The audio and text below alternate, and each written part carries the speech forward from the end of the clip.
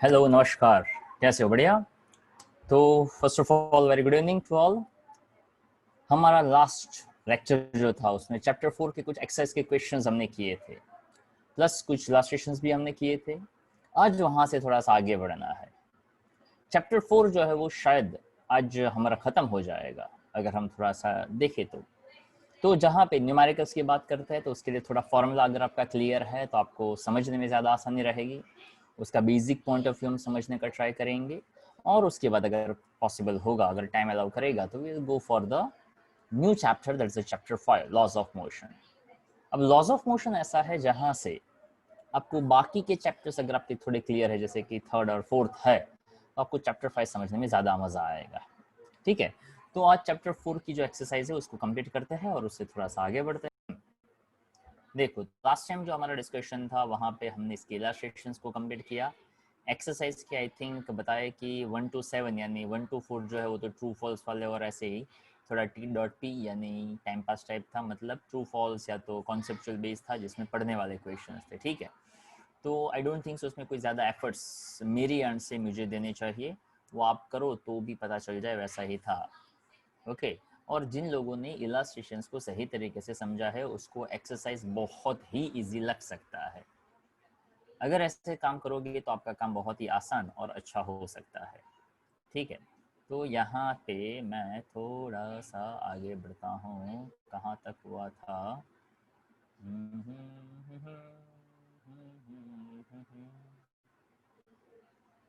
चलो, वैसे आज के सेशन में भी जो क्वेश्चंस ऐसे हैं जो बहुत ही ईजी है, उसका मैं सिर्फ आपको गाइडलाइंस दे दूंगा कि इसको इसको आप ऐसे ऐसे कर सकते हो। वैसे 7th भी वैसा ही था। चलो 8th ऑनवर्ड्स बात को थोड़ा सा आगे बढ़ाते जाते हैं। सबसे पहले हम यहाँ पे क्वेश्चन देखते जाएंगे, बहुत ही सिंपल सिंपल से क्वेश्चंस है। देखो, 3 girls skating on a circular ice ground of a radius 200 meters start from a point P on the edge of the ground and reach a point Q diametrically opposite to P following a different path as shown in figure. What is the magnitude of the displacement vector for each? For which girl is equal to the actual length of path skated?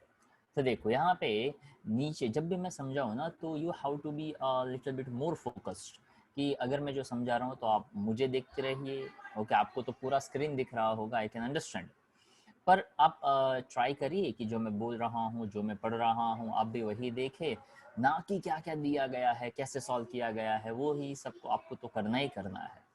Okay, तो वो भी आप कर सकते हैं, but जहाँ समझाने के मैं ट्राई करता हूँ पहले कहाँ पे समझा करिए, देखा लीजिए करिए। देखो, पी से क्यू तक जाना है, that is A diameter, that is the path length. तो जो मी पाथ जाएगी, जो गर्ल सेकंड गर्ल, तो उसका पाथ लेंथ और उसका डिस्प्लेसमेंट सेम होगा। अब कॉमन सेंस की बात है, ये ए वाले गर्ल जो है वो थोड़ा घूम कर जा रही है, सी वाली गर्ल को थोड़ा और स्केटिंग में मज़ा आ रहा है तो थोड़ा और ज़्यादा घूम कर जा रही है, तो तीनों के पाथ लेंथ अलग अलग है, पर सभी का डिस्प्लेसमेंट पी से लेकर क्यू तक यानी डायमीटर जितना होता है। So simple is that. Radius उसका 200 मीटर है तो डायमीटर उसका 400 मीटर हो गया, क्वेश्चन हो गया ख़त्म। लो, ये 400 मीटर का डायमीटर और बी गर्ल है, उसका पाथ लेंथ और डिस्प्लेसमेंट सेम होगा, ख़त्म। चलो, वैसा ही कुछ कुछ आता है 9th क्वेश्चन में।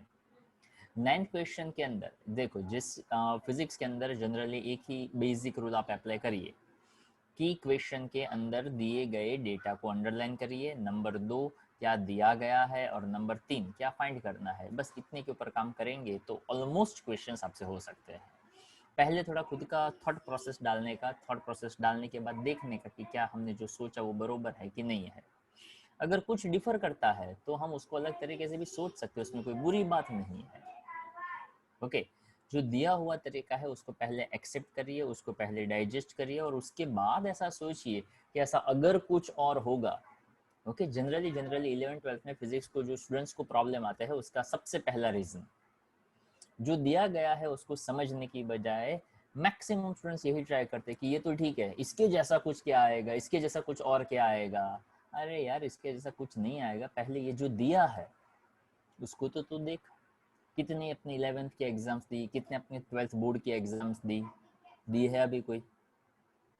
तो क्यों ऐसा सोचते हो?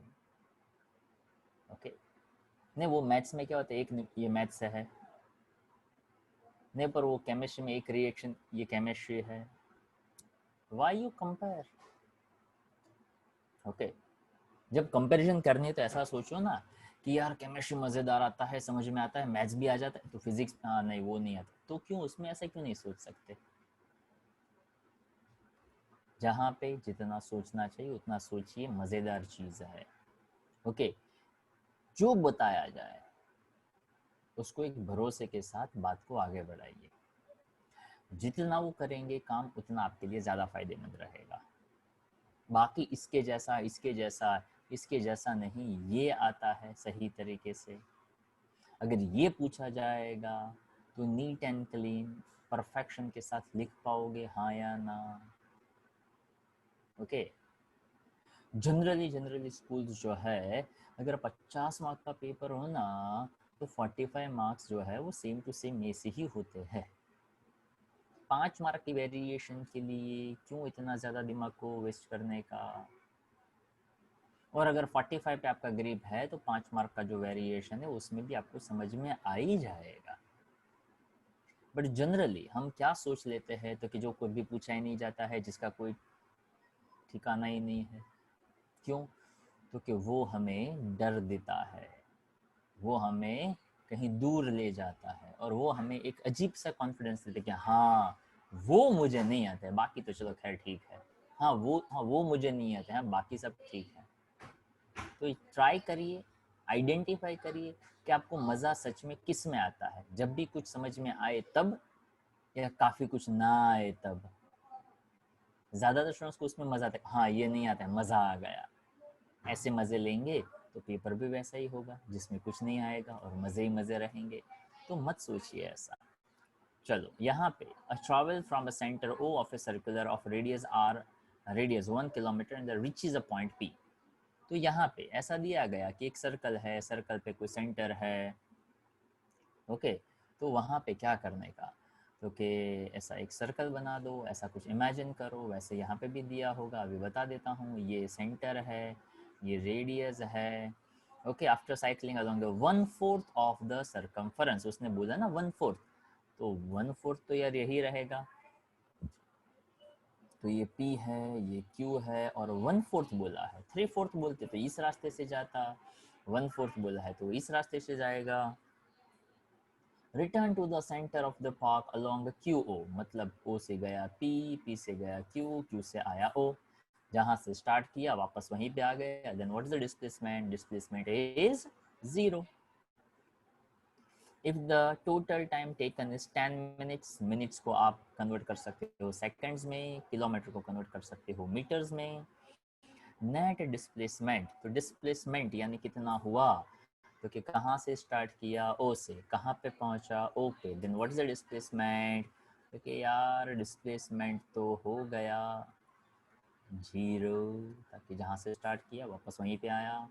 Average velocity and average speed of the cyclist, तो एवरेज वेलोसिटी होता है डिस्प्लेसमेंट अपन टाइम, डिस्प्लेसमेंट क्या है 0, तो वेलोसिटी भी क्या होगा 0। तीसरा पॉइंट है एवरेज स्पीड, स्पीड के लिए क्या चाहिए, तो कि total distance upon total time, तो कि टोटल डिस्टेंस कितना होगा ओ से पी यानी radius, Q to O radius, पर P to Q that is the arc, arc तो बरोबर है, पर पूरे सर्कल का कितना पोर्शन, तो कि 1/4, तो कि 1/4 ऑफ टोटल सर्कमफरेंस। तो ये कितना बनेगा, तो कि ये बन जाएगा πr/2 प्लस 2r, तो 2r प्लस πr/2, तो कितना बनता है 2 2 ज़ा 4, 4r। वैसे आप चाहो तो r कॉमन ले सकते हो, r कॉमन, 2 2 ज़ा 4, 4 प्लस π/2। अब ऐसा भी लिख सकते हैं पाई का वैल्यू 3.14 ऐड करके 7.14/2, ऐसा भी लिख सकते हैं, आपकी मर्जी जैसा लिखना हो। वैसे रेडियस दिया हुआ है 1000 मीटर, तो इन शॉर्ट यहाँ पे 1000 कर दो, यहाँ पे 1000 कर दो, और जो भी फाइनल वैल्यू आता है तो, और डिवाइड बाय क्या करना पड़ेगा 10 मिनट्स यानी 600 सेकंड्स। तो ये जो मैंने बताया ना उसको कहते हैं कोई भी क्वेश्चन के पीछे का थॉट प्रोसेस। अब ऐसे एग्जाम में मान लो पूछा जाए तो क्या ऐसे लिखेंगे, फर्स्ट 0, सेकंड 0, थर्ड आर, ऐसा ऐसा लिखेंगे? मैं यहाँ पे एग्जाम में कैसे लिखना होता है उसके लिए आपको नोट्स देता हूँ, पर नोट्स में जो दिया हुआ है उसको कैसे समझा जाता है, लेक्चर उसके लिए होता है। वरना नोट्स तो अभी नहीं दिए ना, नोट्स तो चैप्टर स्टार्ट हुआ तभी दिए थे, तो नोट्स तो ऑलरेडी है ही आपके पास, तो एग्जाम में क्या लिखना वो तो आपको पता ही है। Then what is the requirement of lecture? Lecture की रिक्वायरमेंट होती है कि जो नोट्स में दिया गया है उसको समझे कैसे, ओके। और समझने के लिए सुनना ज़रूरी होता है, सोचना ज़रूरी होता है, ओके, पढ़ना ज़रूरी होता है, और सबसे ज़्यादा होता है लिखना। जो कम लिखेगा उसको कम आएगा। तो देखो ये बेसिक आइडिया मैंने यहाँ पे दिया था, अब उसको यहाँ पे देख लेते हैं कि भाई net displacement zero as both the initial and final positions are zero, average velocity that is also zero, displacement zero. तो पहला और दूसरा तो ज़ीरो ज़ीरो ही था, तो क्या हाँ।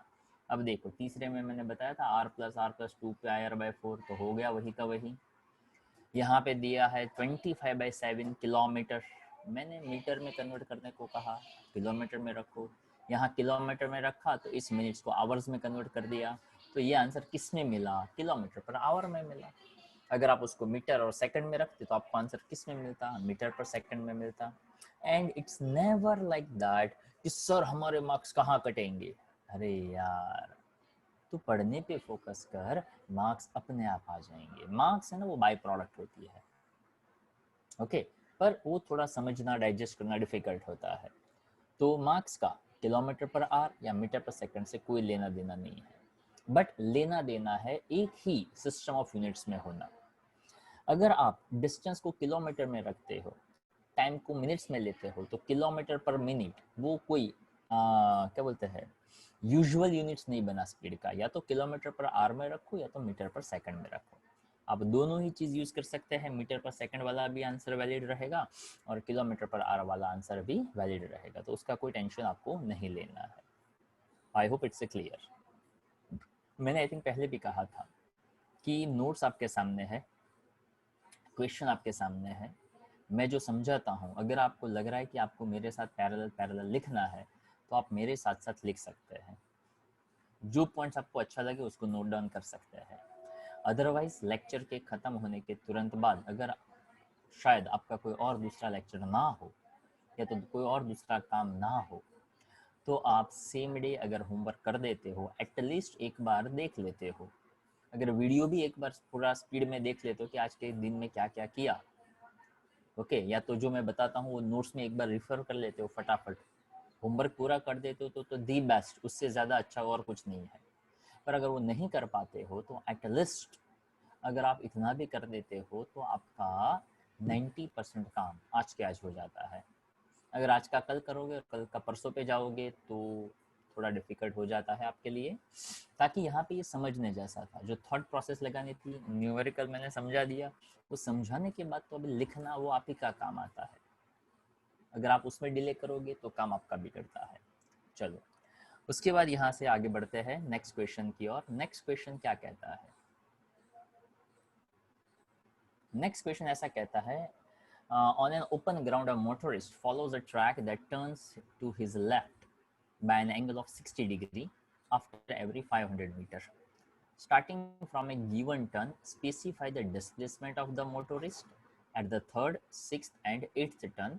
Compare the magnitude of the displacement with the total path length covered by the motorist in each case. अब देखो इस क्वेश्चन को यहाँ जो दिया गया है वो एक तरीका है, मैं यहाँ पे एक और तरीके से आपसे डिस्कस करने वाला हूँ। ध्यान से देखिए जा, पूरा का पूरा क्वेश्चन फिगर बेस्ड है। अगर आपका फिगर सही तो आपका काम सही। तो जो लोग सच में सब्जेक्ट को समझना चाहते हैं, I am not here trying to always explain कि हाँ वैसे नोट्स हमने इसलिए बनाया है ताकि आपको थोड़ा कंफर्ट रहे, बट कुछ कुछ न्यूमेरिकल्स में ऐसे भी होता है जहाँ पे आप 2-3 अलग अलग ट्राई भी कर सकते हैं, ओके। पर वो आप अपने एंड से ना करिए, मैं जब बताता हूँ तभी आप सोचिए कि हाँ यार इसमें ऐसी भी वैल्यू डाल सकते हैं, जैसे मैंने यहाँ पे कहा r+r+2 पाई r बाई 4 कर दिया, यानी पाई r बाई 2 कर दिया। तो यहाँ पहले से मैं एलसीएम ले लूँ तो इट्स परफेक्टली फाइन। यहाँ मीटर पर सेकंड्स में कन्वर्ट कर दो तो इट इज़ ऑल्सो फाइन। तो वो मैंने अपने हिसाब से बताया, उसके बाद किलोमीटर पर आर में रखो, परफेक्टली फाइन। पर जो बताया हुआ है वो मैंने कहीं लिखा नहीं था, या तो आपने भी नोट डाउन नहीं किया, आपने सिर्फ सुना।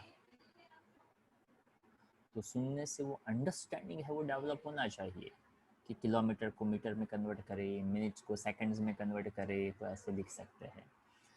उसी तरह से ये जो क्वेश्चन है वो ऐसा कहता है कि एक मोटरिस्ट है, वो एक ओपन ग्राउंड में है और वो 500 मीटर ट्रैवल करने के बाद एक टर्न लेता है 60 डिग्री का, और वो यहाँ पे पहुँचा। फिर से 500 कवर करने के बाद वो एक और 60 डिग्री का टर्न लेता है, ये भी 60 डिग्री का हुआ। फिर से 500 के बाद वो एक और 500 मीटर का टर्न लेता है 60 डिग्री पे। अगेन 500 मीटर के बाद फिर से एक टर्न, और वो यहाँ पे पहुँचता है। तो ये सभी जो एंगल है वो 60 डिग्री के है। अब यहाँ पे आप उसको लेबलिंग कर सकते हैं P, Q, R, S, T, U, ऐसा। पर अगर हम सिंपल एक और बात बताए कि उसने पहली बार टर्न कहाँ लिया, तो कि उसने पहला टर्न यहाँ पे लिया, दूसरा टर्न यहाँ पे लिया, और तीसरा टर्न उसने यहाँ पे लिया। यहाँ पे लिया फोर्थ, यहाँ पे लिया फिफ्थ, और यहाँ पे लिया सिक्स्थ टर्न। यहाँ पे लिया सेवेंथ, और यहाँ पे लिया एट्थ टर्न। सॉरी, सिक्स्थ, यहाँ पे आएगा सेवेंथ, और यहाँ पे आएगा एट्थ टर्न। ठीक है, तो यानी ये कि जो सेकंड टर्न पे डिस्प्लेसमेंट है वही एट्थ टर्न पे है। तो आपको जो पाथ लेंथ और डिस्प्लेसमेंट काउंट करने हैं वो कैसे है, तो कि वहाँ पे आपको अपने छोटे छोटे आइडियाज़ जो है वो लगाने हैं। क्वेश्चन ऐसा था कि थर्ड, सिक्स्थ और एट्थ टर्न पे उसने जो कवर किया उसका डिस्प्लेसमेंट और पाथ लेंथ। तो पाथ लेंथ तो बहुत ही सिंपल सा है। तो थर्ड, सिक्स्थ और एट्थ, अगर मैं पाथ लेंथ की बात करूँ तो पहला स्टार्ट किया P से, 500 प्लस 500 प्लस 500, यानी थर्ड बार टर्न लिया तब वो 1 2 3 यानी 1500 कवर चुका था। तो क्या, हाँ, यहाँ पे 1500 है तो सिक्स टर्न 1 2 3 4 5 6, 6 बार 500 500, यानी वो हो गया 3000 मीटर का। और एट टर्न यानी 1000 और ऐड, यानी 4000 मीटर। तो देखो ये सभी वैल्यू जो है ना वो पाथ लेंथ की हो गई, यानी पाथ लेंथ यहाँ पे क्लियर हो गया। अब डिस्प्लेसमेंट की जब बात आती है तो सिक्स्थ टर्न जो है, फिफ्थ और सिक्स्थ, तो जहाँ से स्टार्ट किया एंड भी वहीं पे आया, तो इसका डिस्प्लेसमेंट तो मज़ेदार था, डिस्प्लेसमेंट उसका 0 हो गया। तो अब डिस्प्लेसमेंट आपको लेना है थर्ड और एट्थ टर्न पे। तो थर्ड टर्न जहाँ पे दिखा रहा है तो आपको क्या करना है, तो कि ये डिस्प्लेसमेंट फाइंड करना है। ये शेप क्या आपको दो पैरेलल लाइन दिख रही है, क्यू आर वाली और पी एस वाली, क्या वो दो पैरेलल लाइंस है?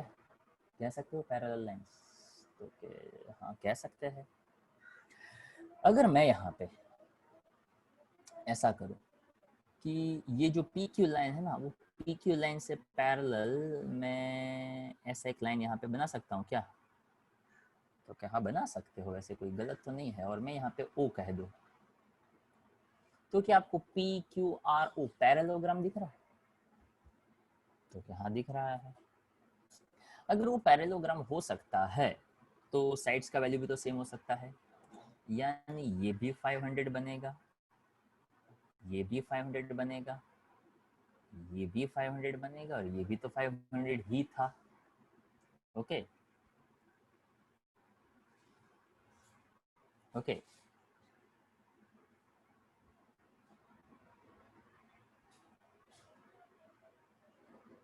एक सेकेंड, हाँ, पॉज। कि पैरेललोग्राम ले लिया तो P से O तक तो 500 हो गया। अब कहाँ से आगे बढ़ना है, तो क्या अब मुझे OS वाला डिस्टेंस मेरे को चाहिए। तो OS वाले डिस्टेंस के लिए थोड़ा और आइडिया लगाइए। क्या आइडिया लगा सकते हैं, तो कि यार सोचा जाए तो ये 500 है, ये 500 है, ये एंगल कितना हो सकता है अगर वो आइडिया है तो, या तो ये एंगल कितना है वो आइडिया है तो आपका काम आसान हो सकता है। वैसे थोड़ा सा मैथ्स का geometry, yes very good there यार। ये जो एंगल है ना 60 डिग्री बनेगा। अब यार 60 डिग्री बन गया, 60 60 60 कैसा ट्रायंगल, इक्विलेटरल ट्रायंगल बन गया। अगर इक्विलेटरल ट्रायंगल बन गया तो ये 500, ये तो 500 था ही, तो OSP कितना आएगा 500। तो 500 प्लस, वैसे भले आपको नहीं दिख रहा हो कि ये 500 बड़ा है ये 500 छोटा है, तो वो तो मेरी फिगर की गलती हो सकती है, मेरे जो प्रॉपर डायमेंशन, ऑफ कोर्स यहाँ पे वो फ्री फिगर हो रहा है। बट देखा जाए तो O से S तक का, सॉरी, वो 500 बनेगा और P से O भी 500 बनेगा। तो थर्ड पॉइंट पे जब वो पहुंचेगा तो टोटल डिस्प्लेसमेंट उसका 500 प्लस 500 यानी कितना होगा 1000 मीटर का होगा। ये जो मैंने यहाँ पे बताया ना वो एक आइडिया था। दूसरा आइडिया यहाँ पे दिया होगा। अब लेते हैं 8th टर्न। तो देखो 8th टर्न के लिए मैं यहाँ पे फिगर बनाता हूँ, ध्यान से देखिएगा। 8th टर्न के लिए यानी वो ये वाला, तो मैं यहाँ से ये लाइन बना रहा हूँ, ठीक है। अब इसको थोड़े अलग तरीके से देखते हैं। मैं यहाँ से एक परपेंडिकुलर बाइसेक्टर बनाऊँ।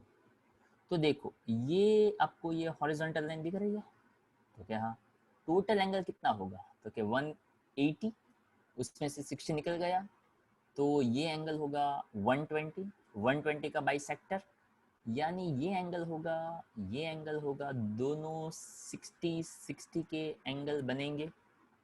तो क्या हाँ अब ये एंगल 60 हो तो यहाँ पे अगर 90 हो तो ये एंगल के लिए ये adjacent side, sorry sorry sorry sorry, ये 90 डिग्री हो तो उसके सामने वाला हाइपोटेनियस, और इस एंगल के ये सामने वाला यानी अपोजिट साइड। तो क्या यहाँ पे आप ऐसा कह सकते हैं कि मुझे ये वैल्यू चाहिए, यानी P से लेकर R तक का डिस्टेंस चाहिए। तो अगर ये एंगल हो मेरे पास, ये एंगल हो मेरे पास, तो मैं यहाँ पे ऐसा कह सकता हूँ इन ट्राइंगल, इसको एक और नाम दे देते हैं M P M Q, यहाँ पे साइन 60 क्या बनेगा, साइन 60 तो क्या opposite upon hypotenuse that is a PQ। तो PM का वैल्यू PQ साइन 60 होगा। PQ कितना है, तो क्या 500 है, और साइन 60 कितना होता है, तो क्या √3/2 होता है। तो क्या ये 250 इंटू √3 वैल्यू बनेगा, तो क्या हाँ, क्या सेम टू सेम फंडा, सेम टू सेम फंडा यहाँ पे अप्लाई हो सकता है। तो क्या कैसे देखो, ये 90 डिग्री, उसके ऑपोजिट वाला यानी ये हाइपोटेनियस, इस एंगल के सामने वाला ये एंगल यानी अगेन साइन 60। तो MR वो भी क्या बनेगा, तो क्या MR भी सेम टू सेम फंडा चलेगा, तो क्या हाँ, तो क्या बनेगा, तो किसका सीधा डबल। तो क्या मैं ऐसा कह सकता हूँ PR is equals to 2 times of 250 √3, यानी अल्टीमेटली क्या बना 500 √3 बनेगा। अब 500 √3 यानी √3 का वैल्यू होता है 1.73, उसको मैं कर दूँ 173 डिवाइड बाई 100। अब कोई कहता है कि नहीं इतना नहीं करना है, 1.7 ले लो, 17 फाइजा 85। तो उसके हिसाब से कोई मुझे आइडिया मिल सकता है, तो क्या हाँ आइडिया मिल सकता है। क्या करने की मैं बात कर रहा हूँ, सिंपल सी 500 इंटू √3 करो, और आप कहते कि ऐसा कुछ नहीं करना है, 500 √3 मीटर ही आंसर रखना है। रख सकते हैं, हाँ रख सकते हैं, कोई बड़ी बात नहीं है। तो ये जो मैंने बताया, so I just insist to the all, please take a screenshot, और इसको स्क्रीनशॉट को जब आप इसका होमवर्क करो ना तो इसके साथ कंपेयर करिएगा, आपको मज़ा आएगा। ताकि ये जो एक तरीका बताया वो एक तरीका है, दूसरा तरीका नोट्स में दिया है। नोट्स में जो तरीका दिया जाता है that we called as a traditional तरीका, ट्रेडिशनल वे। ओके, जिस तरह से जनरल ट्रेडिशनल रेफरेंस बुक्स में दिया होता है वो तरीका यहाँ पे नोट्स में हम देते हैं। बट ये जो पोर्शन है वो हम लेक्चर में डिस्कस करते हैं। तो फिगर यहाँ पे हमने बनाया, कहाँ पे थर्ड, कहाँ पे 8th पॉइंट हमने बताया, तो उसके हिसाब से आप ले सकते हैं।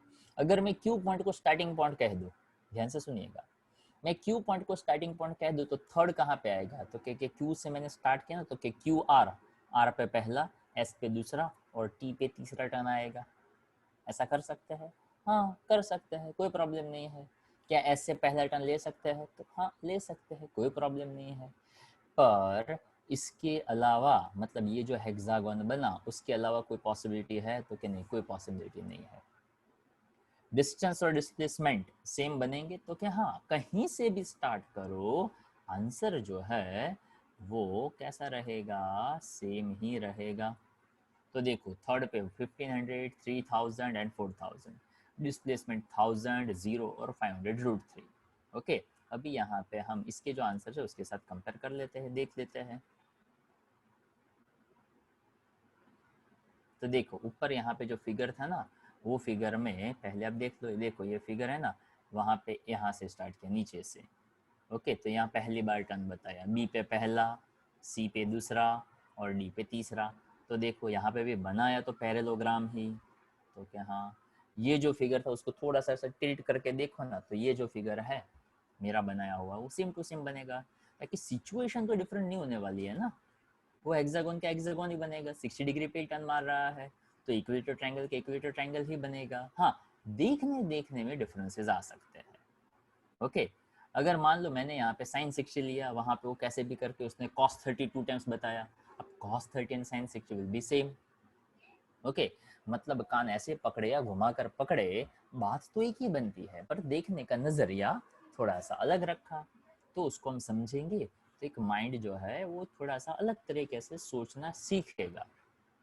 आपको अपनी तरीके से अभी नहीं सोचना है, आपको जो मैं बताता हूँ पहले वैसा सोचते जाना है। अगर मैं कहता हूँ कि ये अलग तरीका है तो उसको अभी फॉलो करते जाना है, ताकि जब आप खुद अपने तरीके से सोचोगे तो हर वक्त थ्रू हो जाओगे उसकी कोई गारंटी नहीं है। हो सकता है कहीं पे आप रुक जाओ, हो सकता है कहीं से आप डाइवर्ट हो जाओ, तो वो आपको सही पाथ तक ले जाने में दिक्कत क्रिएट करता है। दैट्स व्हाई वी प्रेफर कि पहले जो दिया है उसको फॉलो करिए।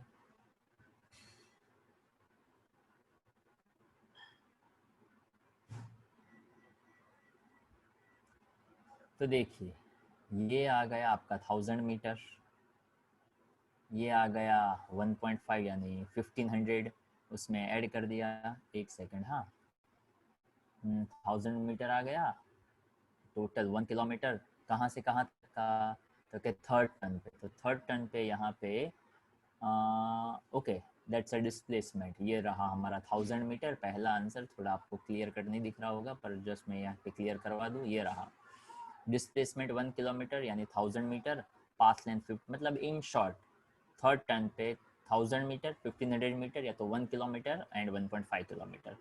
तो दोनों आंसर यहाँ पे फर्स्ट के अंदर एक आया 1 किलोमीटर, एक आया 1500। दूसरा है उसमें एक है 3000 यानी 3 किलोमीटर एंड 0। तो थर्ड के अंदर एक आया 3 किलोमीटर और एक आ जाएगा 0। ओके, डिस्प्लेसमेंट इज 0, तो पहले डिस्प्लेसमेंट फाइंड किया उसके बाद पाथ लेंथ किया। अब तीसरा है उसमें आएगा 500√3 एंड 4000। तो देखो आ गया 500√3, उसका वैल्यू निकाला, नहीं निकालो दैट्स ओके फाइन, और आ गया 400 मीटर, 4000 मीटर। ओके, तो यहाँ पे तरीका ऑलमोस्ट सेम ही होता है पर लिखने लिखने में डिफरेंस होता है। यहाँ पे हमने समझते समझते किया और आपको एग्जाम में क्या कैसे लिखना चाहिए वो यहाँ पे बताया है। ओके, हमने PQRST से लिया, उसने ABCDF से लिया, तो बात एक ही बनती है, it's a matter of how we represent it. ठीक है, चलो उसके बाद 11 नंबर का क्वेश्चन देखते हैं। A passenger arriving in a new town wishes to go from the station, तो वहाँ से हम ऐसा सोचे, go from the station to a hotel located 10 kilometer away on a straight road from the station. A dishonest cabman, शायद अहमदाबाद ही आया होगा, A dishonest cabman takes him along a circuitous path 23 km long and reaches the hotel in 28 minutes. What is the average speed of the taxi and magnitude of average velocity? Are the two equal? तो सबसे पहला point average velocity यानी displacement upon time, and speed मतलब path length upon time.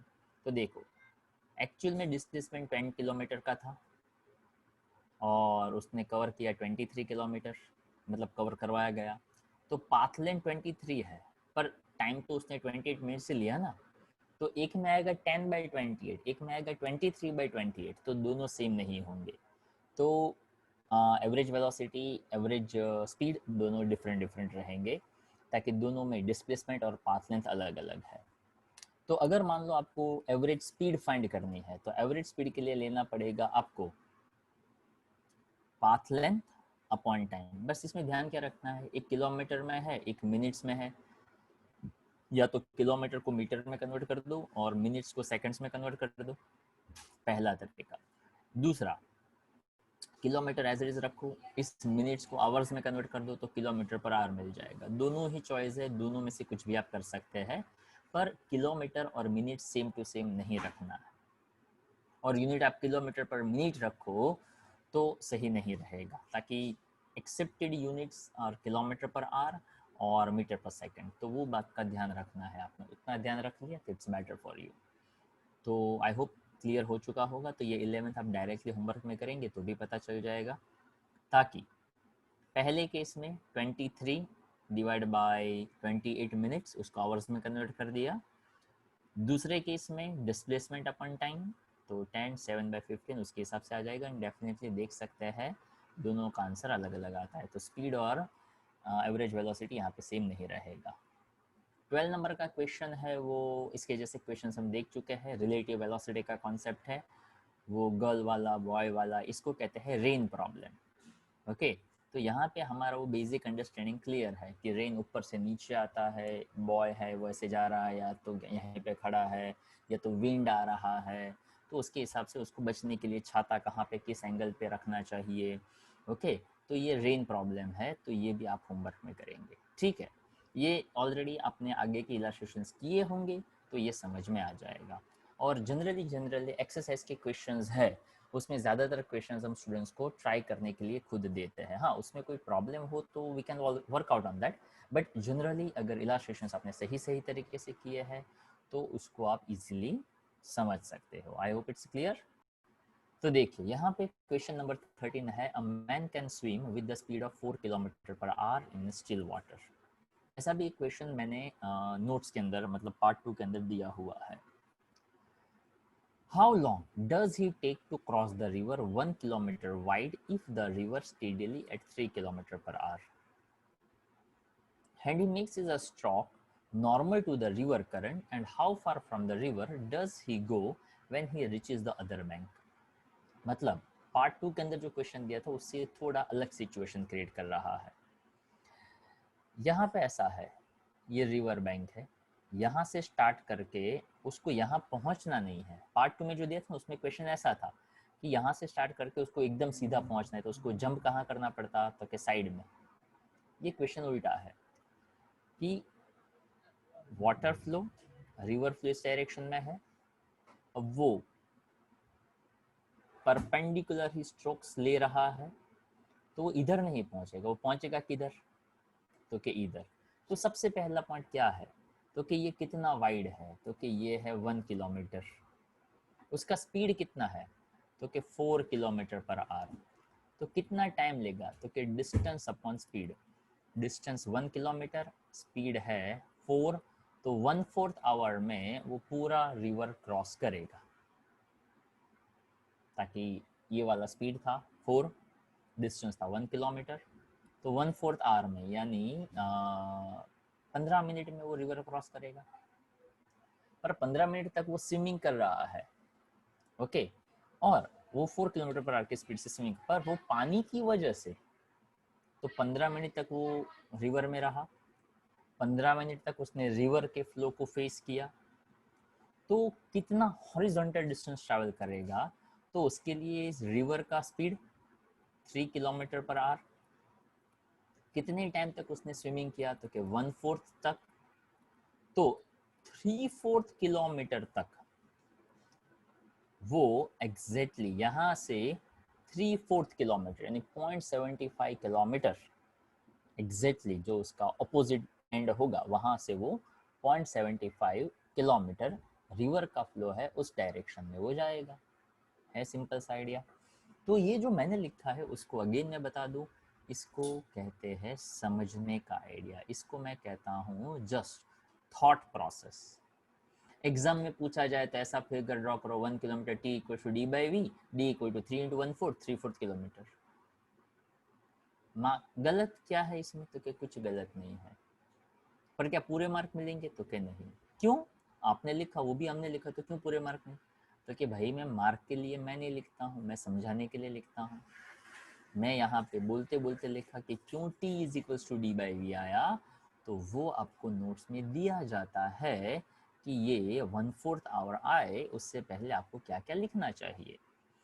Figure shows, ताकि figure हमने एक बनाया, v m और वी आर क्या रिप्रेजेंट करता है, तो velocity of man, velocity of river, क्या किसका स्पीड है, that's a v, that's a relative velocity. तो ये लाइन लिखनी पड़ती है, फिगर का एक्सप्लेनेशन देना पड़ता है, जो मैंने बोलते बोलते आपको समझाया।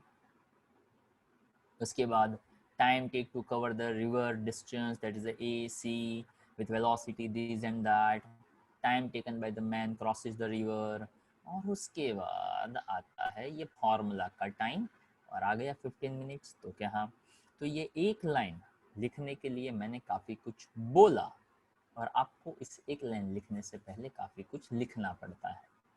आप लिख तब पाओगे जब आप प्रैक्टिस में, होमवर्क में इन सभी चीज़ों को लिखोगे। अगर होमवर्क में वो नहीं लिखते हो तो आप भी नहीं लिख पाते हो। चलो, उसके बाद ये आ गया 0.75 kilometre, so you can do it in the homework. I hope it's clear. चलो, इजी क्वेश्चन था। हाँ, ये हार्बर वाला, ये ऐसी फिगर वाला क्वेश्चन हम कर चुके हैं, पर यहाँ पे ये क्वेश्चन समझाना मेरा काम है, ताकि यहाँ पे ऐसे क्वेश्चंस में हम फिगर को अगर सही तरीके से ना समझे तो अपना काम जो है वो बिगड़ सकता है। ध्यान से सुनिएगा कि कैसे लैंग्वेज को हमें समझना है। जैसे कि in harbour wind is blowing at the speed of 72 kilometre per hour and the flag on the mast of a boat and anchored in the harbour flutters along north e direction। तो north E direction को by default we consider as 45 degree. तो north और east का middle, north east perpendicular रहेंगे तो उसका middle यानी 45 degree पे हम समझेंगे। ठीक है, तो देखो यहाँ पे 45 डिग्री दिया हुआ है velocity of wind. If the boat starts moving at the speed 51 kilometre to the north, तो ये हो गया वेलोसिटी ऑफ बोट। फिगर देखिएगा, बहुत ही काम का है। What is the direction of the flag on the mast of the boat. तो देखिए, सबसे पहले फिगर को मैं समझा रहा हूँ, ध्यान से देखिए कि वेलोसिटी ऑफ विंड दिया था। अब मुझे क्या फाइंड करना है, तो कि velocity of boat with respect to wind find करना है। तो मुझे क्या चाहिए, तो कि मुझे चाहिए वी बी माइनस वी डब्ल्यू। अगर वी बी डब्ल्यू चाहिए तो, अगर मैं कहता हूँ कि नहीं यार, ये जो यहाँ पे लिखा है देखो, velocity of wind with respect to boat, ताकि velocity of boat with respect to wind, पर यहाँ पे हमें वो जो फ्लैग फ्लटर हो रहा है ना, उसमें जो चेंज आ रहा है ना, उसके ऊपर काम करना है। तो मुझे क्या करना पड़ेगा, तो कि ये जो दिया हुआ है उसका उल्टा सोचना पड़ेगा, यानी velocity of wind with respect to boat. तो बोट तो आगे जा ही रहा है, उसके ऊपर फ्लैग जो फ्लैटेड हो रहा था उसके ऊपर क्या इफेक्ट हो रहा है, वो हमारा क्वेश्चन है। तो मुझे क्या फाइंड करना पड़ेगा, तो कि इसका उल्टा, यानी V W B W minus V B. तो माइनस वी बी चाहिए, उसके लिए मुझे क्या करना पड़ेगा, तो कि इस वी बी का ऑपोजिट। तो देखो, ये फर्स्ट वेक्टर, ये सेकंड वेक्टर, दोनों की टेल साथ में कनेक्टेड, इसलिए पैरेललोग्राम बना। ये उसका डायगोनल बना, यानी रिजल्टेंट बना। रिजल्टेंट ने सेकंड क्वांटिटी के साथ जो एंगल बनाया उसको हमने बीटा कह दिया, याद करिए वो theory, a square plus b square plus 2ab cos theta, laws of cosine, laws of sine. जिसने 3 बार लिखा, 4 बार लिखा, 5 बार लिखा, उसको परफेक्ट याद। जिसने सोचा कि यार ऐसा थोड़ी ना 3-4 बार लिखा जा सकता है, वो तो याद रह ही जाएगा, वो आज भी सोच रहा है कि यार हाँ हाँ हाँ ऐसा कुछ था। Okay, so it is always about to follow instructions. Instructions जितना स्ट्रांगली फॉलो करेंगे उतना रिजल्ट जल्दी अच्छा मिल सकता है। तो देखो यहाँ पे आपको एंगल फाइंड करना था, तो आपके पास रेडी है formula tan beta is equals to, तो कि tan beta is equals to हम कहते थे b sin theta upon a plus b cos theta. तो b यानी सेकंड क्वांटिटी, यहाँ पे सेकंड क्वांटिटी कौन है, तो कि velocity of wind and velocity of boat, उसमें से ये वाला आपका बन जाएगा। तो देख लीजिए यहाँ पे आपका आंसर रेडी है, हो गया ये VW माइनस VB वाला। ओके, और ये VB sine theta velocity of boat, ताकि विंड और बोट, ताकि VW माइनस VB किया, यानी सेकंड क्वांटिटी आपके लिए यहाँ पे बन गया वेलोसिटी ऑफ बोट। अच्छा, यहाँ पे ये 135 कैसे लिखा, 135, तो यार हम वो समझा चुके हैं कि 135 जो भी एंगल है वो एंगल कौन कौन से बीच का काउंट होता है, तो कि फर्स्ट क्वांटिटी और सेकंड क्वांटिटी के बीच का काउंट होता है। तो देखो ये फर्स्ट क्वांटिटी और ये सेकंड क्वांटिटी, ये एंगल कितना होगा, तो कि यार ये बोला था 45 है, तो ये भी कितना होगा 45 होगा ना, 90 डिग्री में से 45 ये था, तो ये भी तो 45 था। पूरा एंगल 180 का था, 180 में से 45 चला गया, तो बचा ना 135। तो ये जो थॉट है, ये जो थिंकिंग है, वो आपको न्यूमेरिकल्स को इजीली सॉल्व करने में हेल्प कर सकता है। तो पहला क्वांटिटी v था कि रिक्वायरमेंट VW माइनस VB का था, तो सेकंड क्वांटिटी VB बना, तो VB sine theta VW plus VB cos theta, theta 135। अगर आपको नहीं आता है कि थीटा 135 कैसे आया, again go to the YouTube channel, again go to the JEE lectures, again go to the introductory first lecture, और इसलिए हमने ये लेक्चर सबके लिए कंपलसरी रखा था। ओके, तो जो उसको देखेगा, उसके लिए टाइम निकालेगा, उसको समझ में आएगा। जो टाइम नहीं निकालेगा वो आज नहीं तो कल, कल नहीं तो परसों हर जगह पे उसको फेस करेगा कि यार ये कैसे आता है, अरे यार ये कैसे आता है। ओके, वैसे ही जनरली हर कोई वीडियो लेक्चर जो है वो मैक्सिमम 1 घंटे से लेकर 1 घंटा और 15 या 20 मिनट का होता है। उसको 1.5 की स्पीड से देखो, यानी आपका 1 घंटे का लेक्चर आप 30 से 35 मिनट्स में कंप्लीट कर सकते हो। ओके, तो आप 35-40 मिनट्स नहीं निकाल सकते जो चीज़ नहीं आती है उसके लिए, तो it's very difficult for you कि हम उसको इजीली समझ पाए। तो जितना ध्यान ज़्यादा देते हैं, जितने इंस्ट्रक्शंस को फॉलो करते हैं, उतना रिजल्ट आपके लिए अच्छा है। तो 45.01 ऑलमोस्ट वो 45 डिग्री तो था ही फ्लैग, तो 0.01 जितना वो थोड़ा ज़्यादा फ्लैटेड करेगा, दैट्स इट। अब देखो ये 15th क्वेश्चन जो है उसमें थोड़ा प्रोजेक्टाइल का यूज़ करना है। प्रोजेक्टाइल के फॉर्मूला क्लियर, तो 15 क्वेश्चन क्लियर। ओके, पहले क्वेश्चन, हाँ इसमें मैं ऐसा कहूँगा कि पहले आप क्वेश्चन देखो, खुद ट्राई करो, उसके बाद नोट्स देखो, ताकि क्यों, तो कि यहाँ सीधा फॉर्मूला है, कोई इधर उधर की ज़्यादा बातें नहीं सोचनी है। ओके, तो आप खुद ट्राई कर सकते हैं, उसके बाद जो दिया गया है वो कर सकते हैं। Ceiling of a long hall 25 metre height, यानी मैक्सिमम हाइट दिया हुआ है। Maximum horizontal distance that a ball thrown with the speed of 40 metre per second, यानी रेंज जो भी कवर हो रहा है वो 40 मीटर पर सेकंड से कवर हो रहा है। ओके, तो देखो हाइट का फॉर्मूला, इनिशियल स्पीड का वैल्यू, तो वहाँ से आपको थीटा मिल जाएगा, थीटा मिल जाएगा, उसको आप रेंज के फॉर्मूला में डाल दो तो आपको मैक्सिमम रेंज मिल जाएगा। है सिंपल सी बात।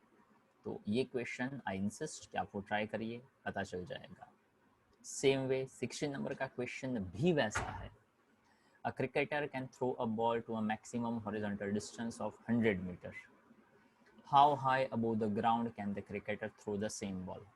तो देखो पूरे क्वेश्चन में कितना डेटा दिया, मैक्सिमम हॉरिजॉन्टल डिस्टेंस वो दे दिया, तो मैक्सिमम हॉरिजॉन्टल डिस्टेंस जैसे ही आपको दे दिया, यानी रेंज हो गया मैक्सिमम रेंज, मैक्सिमम रेंज हो गया 45 डिग्री से, तो रेंज का formula u square by g, u square by g equals to 100 ले लिया, तो आपको देखो इनिशियल वेलोसिटी मिल गया 100 जी का रूट, या तो एज इट इज ही रख लो। How high above the ground, यानी यहाँ पे वर्टिकल डायरेक्शन में ही उसको थ्रो करना है। तो when the ball reach at the maximum height, final velocity 0, initial velocity तो वो तो मिला √100g। ओके, कितना डिस्टेंस, यानी कौन सा formula, v square minus u square is equal to 2s।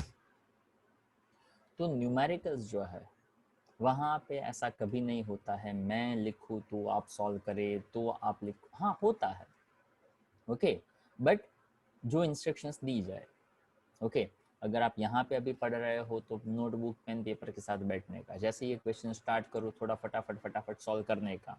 Okay, तो जितने आप अलर्ट रहकर लाइव लेक्चर अटेंड करते हो उतना ज़्यादा पता चल सकता है, स्पेशली फिजिक्स में। मेरा जो भी इंस्ट्रक्शन है, जो भी आइडिया है, वो सिर्फ और सिर्फ हमारे सब्जेक्ट को लेकर होता है। If you compare with other subjects तो ये ऐसे नहीं हो सकता है। ओके, इट्स नॉट नेसेसरी कि हर कोई सब्जेक्ट वाला हर एक ही तरीके से पढ़ाए, और अगर हर कोई एक ही तरीके से पढ़ाएगा तो आपको मज़ा भी नहीं आएगा, समझ में भी नहीं आएगा। तो सब्जेक्ट के रिक्वायरमेंट अलग, तो समझने के रिक्वायरमेंट अलग, तो काम करने का तरीका अलग। ओके, वो जितना जल्दी आप समझोगे उतना रिजल्ट आपका और ज़्यादा अच्छी तरह से इम्प्रोवाइज हो जाएगा।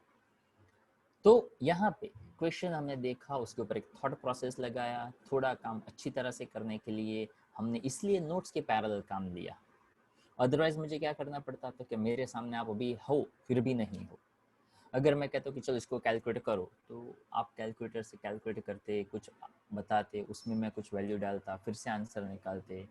पर ऐसे क्वेश्चंस हो तो ये इतने सीधे सीधे सिंपल सिंपल से क्वेश्चन है, ऐसा यहाँ करने की कोई ज़रूरत नहीं है। ताकि हम ऐसा काफ़ी कुछ चैप्टर 3 में, चैप्टर 4 के न्यूमेरिकल्स में काफ़ी सारी जगह पे वो एफर्ट्स डाल चुके हैं। जहाँ जहाँ मुझे लगता है पहले वो मैं लिख लेता हूँ, या तो ऐसे ही, बिकॉज वो सिर्फ एक रफ आइडिया देना होता है। ओके, बाकी तो फेयर आइडिया देना ना पड़े, इसलिए तो ये फेयर वर्क ऑलरेडी आप लोगों को पहुँचाया गया है।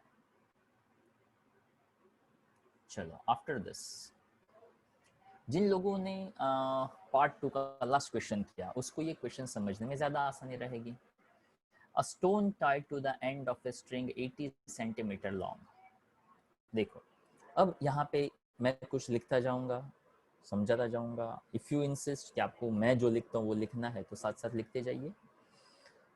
Stone tied at the end of the string 80 centimetre long, यानी ये बना रेडियस। सेंटीमीटर को सेंटीमीटर में रख सकते हैं, यहाँ कोई प्रॉब्लम नहीं है। Is a word in the horizontal circle with the constant speed, यानी उसका स्पीड हमने दिया।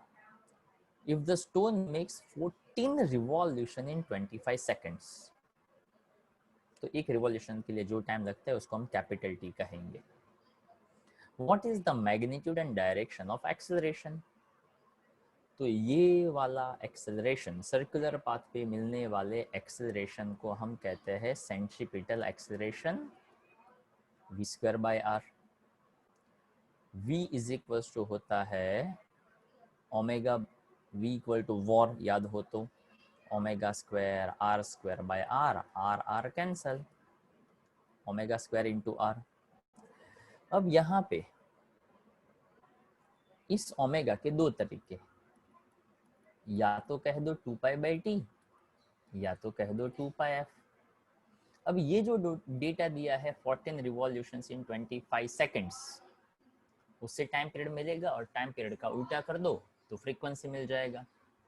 अब एफ यूज करो या टी यूज करो, वन द सेम थिंग। पर मैंने आपको ये भी कहा था कि फ्रीक्वेंसी को कभी कभार 2 पाई एफ या तो 2 पाई न्यू भी कहा जा सकता है, तो ये यहाँ पे ये न्यू है। जैसे कि मैंने यहाँ पे कहा कि 14 रिवॉल्यूशंस के लिए 25 सेकेंड्स, तो एक रिवॉल्यूशंस के लिए जो टाइम लगेगा that is 25 by 14। 25 by 14 is time period and reciprocal of time period, that's the frequency। तो देखो हो गया 14 by 25 rps, revolutions per second, ये फ्रीक्वेंसी कर दिया। तो ओमेगा 2 पाई एफ कहो या 2 पाई न्यू कहो, ये मिल गया ओमेगा। उस ओमेगा का करो स्क्वायर इंटू करो रेडियस, ओमेगा का करो स्क्वायर इंटू करो रेडियस, ये हो गया एंगुलर एक्सेलरेशन। और हमें पता है सेंट्रीपिटल एक्सेलरेशन में acceleration is always towards the center and velocity always in tangential direction. देखिए, the acceleration is directed along the radius of the circle towards the center, इसीलिए तो उसको centripetal acceleration कहते हैं भाई। Okay, see, it's very simple. Same to same question, next 18. Compare centripetal acceleration with the small G, यानी उसका ratio लेना है। सेंट्रीपिटल एक्सेलरेशन का फॉर्मूला अभी जस्ट लिखा, v स्क्वायर बाय आर। तो देखो स्पीड दिया है तो क्या, हाँ, रेडियस दिया है तो क्या, हाँ, तो v square by R, R already 1 है, सीधा v स्क्वायर करो, वही आपका आंसर। तो देखो यहाँ पे मीटर पर मीटर्स में कन्वर्ट किया, पर अल्टीमेटली ये 1000 मीटर है। तो देखो आ गया 250 का स्क्वायर डिवाइड बाई 1000, 62.5। मैंने ऐसा कहा था कि इसका ही स्क्वायर कर दो, वही आंसर। वैसे इसी का स्क्वायर करो ना, और उसको बाद में मीटर पर सेकंड में कन्वर्ट करो, तो सेम टू सेम ही आंसर आता है। ओके, कैसे भी घुमा फिरा कर भी कान पकड़ो तो आंसर सेम ही आता है। तो इसको मीटर पर सेकंड्स में कन्वर्ट कर दिया और इसका रेशियो ले लिया स्मॉल जी के साथ, तो उसका कंपैरिजन हो गया। अब जी में 9.8 लो या 10 लो, that will be the same. I hope it's clear also. देखो 19th थ्योरी वाला पोर्शन है, ट्रू फॉल्स वाला है, स्टेटमेंट पढ़ने का। और ये एक, जब भी ट्रू फॉल्स वाले, यस नो वाले, ओके, कोई एक्सप्लेनेशन वाले, उस क्वेश्चंस को मैं इंफॉर्मेटिव क्वेश्चंस काउंट करता हूँ। तो वो पढ़ने का और वो जो इन्फॉर्मेशन दे उसको डाइजेस्ट करने का ट्राई करना है। हाँ, उसमें अगर कोई ऐसा टेक्निकल पॉइंट आपको दिखे, यार ये नहीं समझ में आया, तो वो आप पूछ सकते हैं। ओके, 20 नंबर का क्वेश्चन, जिन लोगों ने इलास्ट्रेशन किया, रास्ता बताता हूँ, ध्यान दे रहा, बस ध्यान से बता रहा हूँ, सुनिएगा। सबसे पहला पॉइंट मैंने आपको ये बताया था कि पोजीशन वेक्टर आर हो तो उसको 0.0 0.0 0.0 ऐसा नहीं करना है, ठीक है।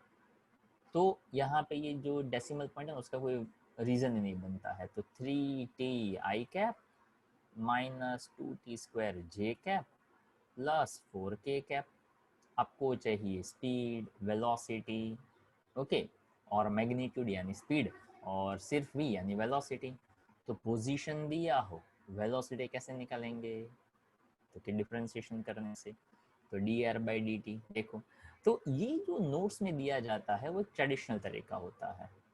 जैसे यहाँ पे 0.0 पॉइंट, अरे यार 0.0 नहीं लगाओ तो कोई फर्क नहीं पड़ता है, ऊपर से अपने को वो आसान भी तो दिखता है यार। d/dt of 3t I cap 2t square j cap plus 4k cap. तो 3t का differentiation 3i cap, 4t j cap, 2 seconds पे बोला है तो 4 2 8। तो देखो आ गया ये 40, और ये आ गया 3i cap and 8j cap. I again and again insist, यहाँ पे हर वक्त वो 0.0 0.0 0.0 निकाल दो ना, तो ये जो बड़ा बड़ा दिखते हैं वो अपने आप आपको छोटा छोटा लगने लगेगा।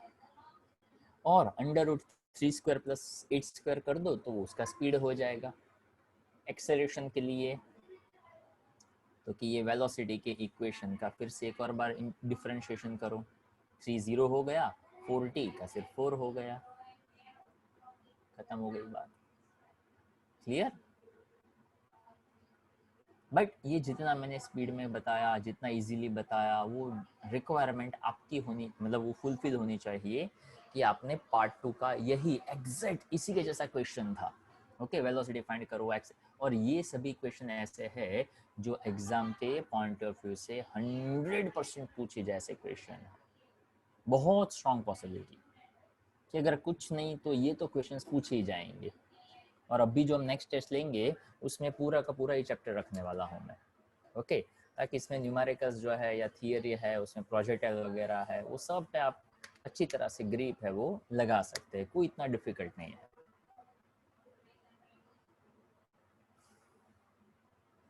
और एंगल y कंपोनेंट अपन x कंपोनेंट वो भी मिल जाएगा। अच्छा, ये जो क्वेश्चन है ध्यान से देखिएगा, पूरा का पूरा मैं यहाँ पे लिखता जाऊंगा। चलो उसके बाद उसके आंसर्स को कंपेयर करेंगे। ध्यान से देखिएगा क्या करना है, कैसे करना है।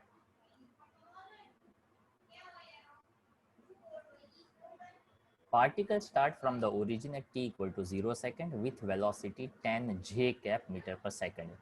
यानी इनिशियल वेलोसिटी इन y डायरेक्शन दिया है 10 j cap, moves in a xy plane with the constant acceleration। यानी एक्सेलरेशन है 8 i cap plus 2 j cap, units में नहीं लिख रहा हूँ, मीटर पर सेकंड और ये मीटर पर सेकंड स्क्वायर है। एट व्हाट टाइम, यानी मुझे टाइम फाइंड करना है। Is the X coordinate of the particle is 16 metre, यानी x की पोजीशन 16 मीटर है। What is the y coordinate of the particle, यानी y की पोजीशन क्या होगी एट दैट टाइम। और व्हाट इज द स्पीड, यानी vx vy ढूंढेंगे। Exact same to same question part 2 में था। ओके वो इलस्ट्रेशन में भी था, हमने किया भी है। तो देखो क्या आइडिया, तो कि एक्सेलरेशन x और y दोनों का है, पर acceleration in X direction, sorry velocity in X direction initially 0 है, तो क्या हाँ, तो पोजीशन का equation s is equal to u t plus half a t square को मैं यहाँ पे सोचूं, x equal to u x t plus half a x t square, तो हाफ, ताकि ए एक्स यू एक्स तो 0 हो गया, हाफ ए एक्स यानी एक्सेलरेशन ये एक्स डायरेक्शन का हुआ ए एक्स टी स्क्वायर। तो देखो x की पोजीशन कितनी दी गई है 16, हाफ एक्सेलरेशन है 8 और ये है टी स्क्वायर, तो 2 4 8, 4 4 16, टी स्क्वायर अगर 4 बनता है तो टाइम कितना बना 2 सेकंड बन गया, पहला आंसर 2 सेकंड। अब ये टाइम लेकर y का इक्वेशन बनाओ, जैसे ये x का इक्वेशन बनाया वैसे y का इक्वेशन, पर y में इनिशियल वेलोसिटी y डायरेक्शन का है u y t plus half A Y T square. तो देखो u y कितना है 10 j कैप है, ओके इंटू 2 करना पड़ेगा ताकि टाइम है ना 2 सेकंड, प्लस हाफ, और वैसे जे कैप ना लिखो तो चलता इसलिए है ताकि ये सब कुछ हम y का ही डिस्कशन कर रहे हैं।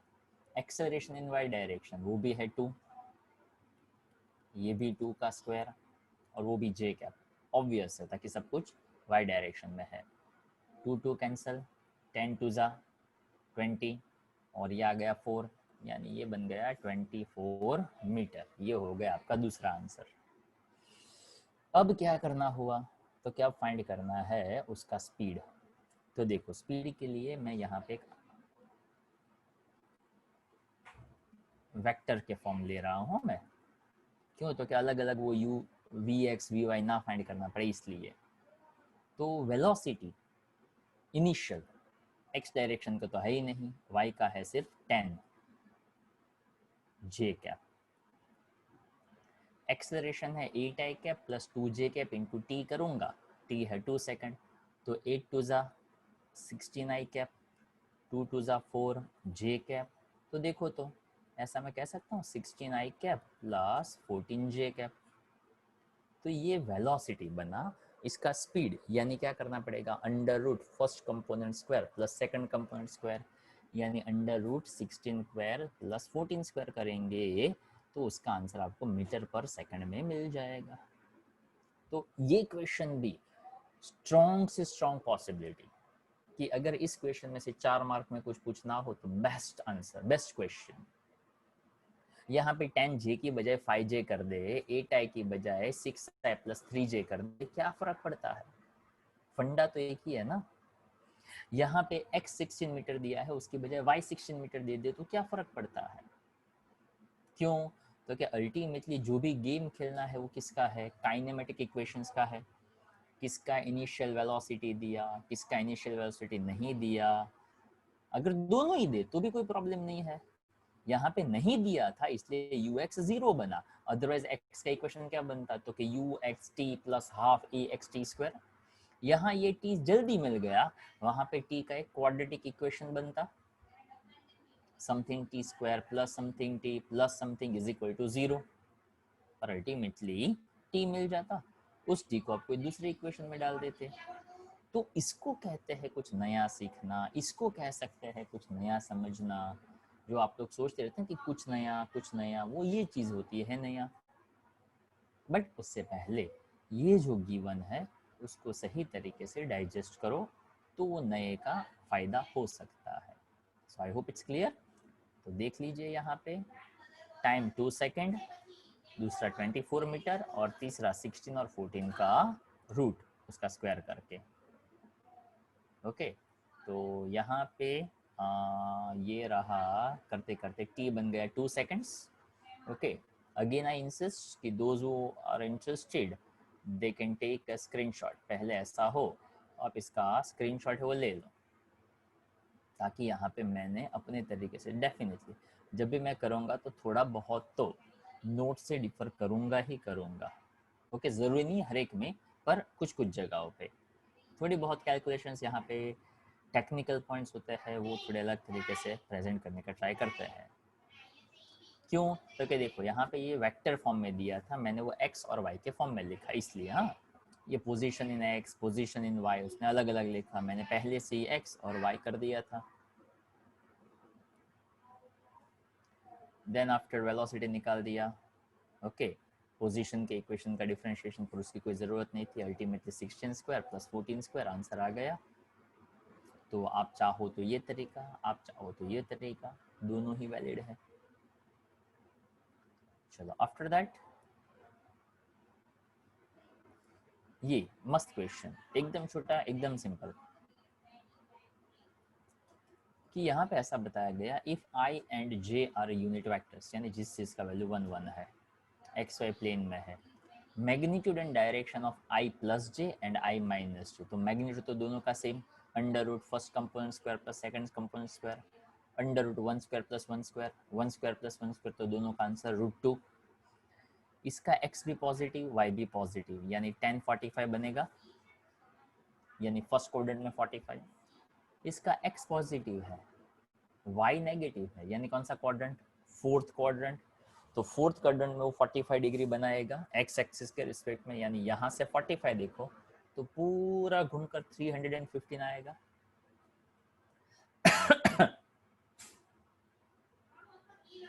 ओके, उसके बाद दूसरा बताता हूँ, देखो ये √2 आ गया, एंगल 45, ये √2 आ गया, ये -45 या तो 315 कह सकते हो।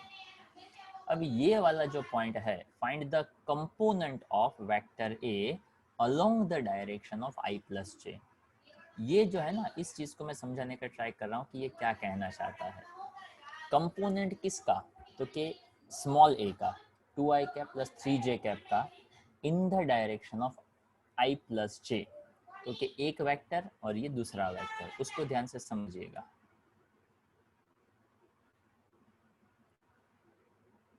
तो देखो ये जो कॉन्सेप्ट है, देख लो, अगर आपको डॉट प्रोडक्ट में नहीं करवाता तो ये क्वेश्चन आपको कहाँ से समझ में आता। यूज़ किया है a dot B equals to B cos theta. Okay, पर ये एनसीईआरटी मज़ेदार बुक है बहुत, I am much very very happy with this. Okay, पूरी टेक्स्ट बुक में मुझे तो याद नहीं है, कहीं पे हो तो मैं देख लूँगा। ओके, कि वहाँ पे जो डॉट प्रोडक्ट जो सही तरीके से देने चाहिए वो दिया नहीं है। अभी डॉट प्रोडक्ट दिया नहीं है तो ये ए डॉट बी का कॉन्सेप्ट कैसे स्टूडेंट को पता चलेगा। ओके, फिर भी ये आप ही की टेक्स्ट बुक का एक्सरसाइज का क्वेश्चन हो गया। ओके, क्यों ऐसा किया? तो कि देखो ध्यान से देखिएगा, मैं समझाने का ट्राई कर रहा हूँ। आपको याद हो तो हमने इसकी प्रॉपर्टीज देखी हुई है। हमने ऐसा कहा था A dot B is equals to B dot A, commutative property है कि ए बी कॉस थीटा का हो तो ए पूरा और बी का component which is equals to B A cos theta, यानी बी पूरा और ए का कंपोनेंट। अब ध्यान से सुनिएगा, इसको मैं प्रेजेंट कर रहा हूँ। वेक्टर ए का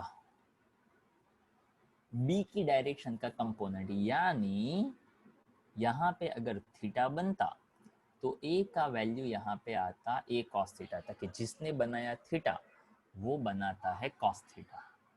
तो ये जो लाइन है उसको बोला जाता है बी पूरा और ए का कंपोनेंट, यानी ये बन जाएगा component of A in the direction of B.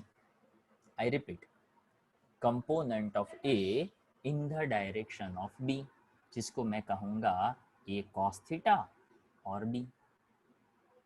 थोड़ा अगर समझ में आता है तो, अदरवाइज वीडियो से रिपीट करिएगा।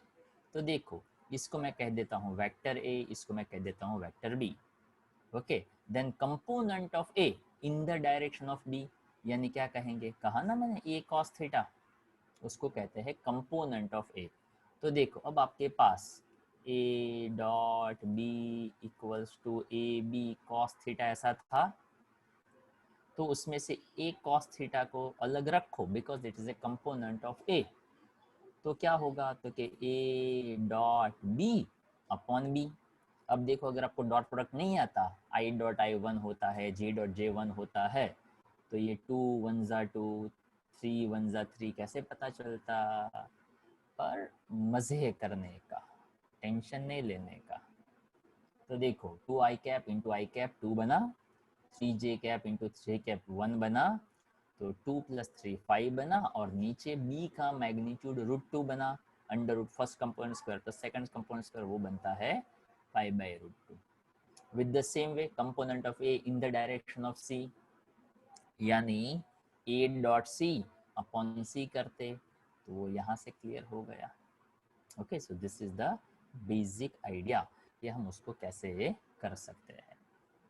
ओके, और यहाँ पे ये जो नेक्स्ट और लास्ट क्वेश्चन है 23rd, वो मैं फिर से आपके ऊपर छोड़ रहा हूँ ताकि वो ट्रू फॉल्स वाले हैं। ओके, और ये जो 24 वाला है, एक सेकेंड, हाँ 24 वाला है वो एक मैं करवा देता हूँ। It's a very short time, पर बहुत ही मज़ेदार, बहुत ही शॉर्ट क्वेश्चन है, सिंपल सा क्वेश्चन है, ध्यान से सुनिएगा। पर ये क्वेश्चन की क्या बोलते हैं स्पेशलिटी ये है कि यहाँ पे जैसा ऑथर ने कहा वैसा ही हमें सोचने का। अगर हम अलग तरीके से देखेंगे तो आंसर भी अलग आएगा। बताता हूँ, सब कुछ ध्यान से सुनिएगा। यहाँ पे आपके पास नोट्स हो तो इसको थोड़ा करेक्ट कर लीजिएगा। An aircraft is flying at a height C/3400 नहीं है, यहाँ पे एट अ हाइट 3400 मीटर है। नंबर एक, वो C ऑब्लिक है वो निकाल दीजिएगा। An aircraft is flying at a height of 3400 metre भी कह सकते हैं, हाइट 3400 मीटर ऐसा मैंने लिख लिया। Above the ground, if the angle subtended at the ground observation point by the aircraft position 10 second apart is 30 degree। अब देखो यहाँ पे ऑथर ने ऐसा सोचा कि आप जहाँ खड़े हो आपको इधर देखने का, और यहाँ से ही, मतलब आप जब देखो तो एयरक्राफ्ट इधर ही होना चाहिए और वहाँ से ही आपको ऐसे देखना है। कोई कहता है ज़रूरी थोड़ी ना है, एयरक्राफ्ट जा रहा था, मेरा मन ही नहीं था देखने का, मैं नहीं देख रहा हूँ, नहीं देख रहा हूँ, नहीं देख रहा हूँ, जब मेरे सिर पे आया तभी मुझे देखना है। तो मैं यहाँ से ऐसे, यहाँ से ऐसे देखूंगा तो भी तो 30 डिग्री बनेगा ना। मतलब क्या, तो क्या देखिएगा इस नए थॉट को, अगर ऑब्जर्वर इधर है, एयरक्राफ्ट इधर है, तो यहाँ तक भी तो जा सकता है ना, मतलब मैं ए बी यहाँ पे ले लूँ, ये 30 डिग्री कह दो। 30 डिग्री के लिए ये बन गया अपोजिट साइड, ये बन गया हाइपोटेनियस, ये बन गया एडजेसेंट साइड। तो 10 30 opposite side upon adjacent side, तो क्या हाँ यार चलेगा। अब देखिएगा इसके हिसाब से आंसर मस्त अलग आएगा। ओके, और ये आंसर ऐसा है जहाँ पे आप उसको इग्नोर या तो निगलेक्ट नहीं कर सकते, ताकि डिफरेंस थोड़ा सा बड़ा आता है। But this is the another way of thinking. पर ये क्वेश्चन अगर एग्जाम में पूछा जाए तो आपको इसी ऑथर के थॉट के हिसाब से चलना है, आपको ये मेरी वाली नई थॉट से नहीं चलना है। But I am just representing एक नया आइडिया कि अगर कोई अलग भी सोचे तो ज़रूरी नहीं है कि फिज़िक्स के हर क्वेश्चन में सेम आंसर आए, और ऐसे रेयर क्वेश्चंस होते हैं। ओके, वहाँ पे कुछ कुछ पॉइंट्स हम इग्नोर कर देते हैं। यही सेम टू सेम क्वेश्चन हो, तो यही सेम टू सेम क्वेश्चंस में अगर मैं सिर्फ इतना ऐड कर दूँ, an aircraft is flying at a height 3400 metre above the ground as shown in figure. If the angle separated the ground observation point by the aircraft is 10 second apart 30 degree, what is the speed of the aircraft? सिर्फ अगर मैंने यहाँ पे add कर दिया as shown in figure और ये figure दे दिया, तो ये सोचने का ज़रूरत ही नहीं है। Okay, so that is a weak point. तो ये रहा कि वहाँ डायरेक्ट एंगल फिगर देना भूल गए। ओके, और ऐसे ही सोच लिया। तो देखो यहाँ पे वो सीधा बाइसेक्टर हो गया, 15 डिग्री बन गया। अब आपको टेंजेंट देखना आता है, 10 15 is equals to x by 3400, x यानी ये आधा डिस्टेंस, तो पूरा डिस्टेंस हो जाएगा 2x। तो देखो x का वैल्यू है 3400 10 15 डिग्री, ठीक है। वैल्यूज डाल दिया, 910 मिल गया। तो अब यहाँ पे क्या करना था, तो कि एक सेकंड, हाँ, मुझे यहाँ पे ये रहा आपका basic idea, A B that represent, ठीक है चलो, तो 10 15 degree opposite side upon adjacent side. तो यहाँ पे स्पीड ऑफ एयरक्राफ्ट यानी कितना डिस्टेंस ट्रैवल किया, तो क्या 910।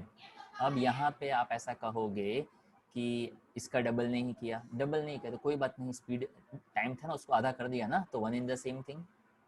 देखो पूरा टाइम बताया था ना 10 सेकेंड्स, तो डिस्टेंस आधा लिया तो टाइम भी आधा लिया। अगर कोई कहता है कि ये x ये डिस्टेंस है, तो क्या हाँ वही है, तो घुमा फिर कर बात दोस्त एक ही बनेगी। देखो मैं इसका डबल करूँ 910 का 1820 डिवाइड बाई 10 सेकेंड, तो आंसर क्या आता है 182, तो बात एक ही बनती। अब देखिएगा, हाँ मैं ये लेना चाहता हूँ ये वाला, तो मेरे पास 1030 है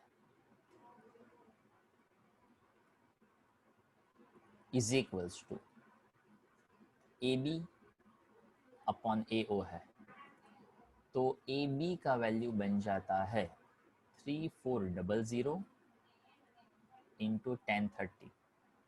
1030 का वैल्यू होता है 1/√3, ओके, 1/2 एंड √3/2 के हिसाब से 1/√3, यानी 3400 डिवाइड बाय √3 करो, 3400 डिवाइड बाय √3 यानी 1.73 अगर आप करते हो, तो देखो मैं भी यहाँ पे एग्जैक्ट आंसर निकालने के लिए बताता हूँ, डिवाइड बाय 1.73, तो ये आंसर देता है 1965, तो ये आंसर देता है 1965.3 है, पर मैं इतना ही ले लेता हूँ मीटर।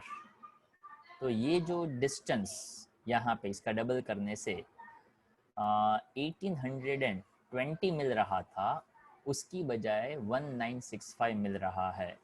डिवाइड बाई 10 करने से 182 मिला, यहाँ डिवाइड बाई 10 करने से 196 मिलता, तो एक स्पीड 182 मिलता है और एक स्पीड 196 मिलता है, जो दोनों के पास पास की वैल्यू नहीं है, अलग अलग है। तो ये एक अलग थॉट की वजह से, ओके, पर ऐसा वो नहीं कहते हैं ऑथर, ऐसा कहते हैं कि जैसे ही आपने एयरक्राफ्ट की आवाज़ सुनी, आपको बस मुंडी ऊपर कर ही देने का और वहाँ से ही ऐसा देखने का, आपका ऐसा मन नहीं करे ऐसा नहीं बात चलेगा। ओके, एयरक्राफ्ट सुनाई दिया, आवाज़ सुनाई दी, तो बस मुंडी ऊपर कर ही दो, जस्ट फॉर ए फन कह रहा हूँ भाई, पर यहाँ पे ऑथर ने ऐसा सोचा था, इसलिए हम उसी थॉट के साथ जाएंगे। ओके, एग्जाम में पूछा जाए तो यही आंसर लाना है। So your homework is that all the remaining questions from part 4, तो आपका होमवर्क रहेगा थोड़ा ज़्यादा रहेगा, ओके, पर एग्ज़ाम के लिए बहुत ज़रूरी है। क्वेश्चन नंबर 7 तक हमने किया हुआ था, तो 8 to 25, ओके, तो 8 से लेकर 25 तक, एंड चालू कर दीजिएगा अपना होमवर्क। तो 8 to 25 ट्वाइस, ओके, सभी न्यूमेरिकल्स बहुत काम का है, मज़ेदार है, 2 बार लिखेंगे तो ज़्यादा मज़ा आएगा, ठीक है, तो आज का लेक्चर यहाँ तक रखते हैं। ओके।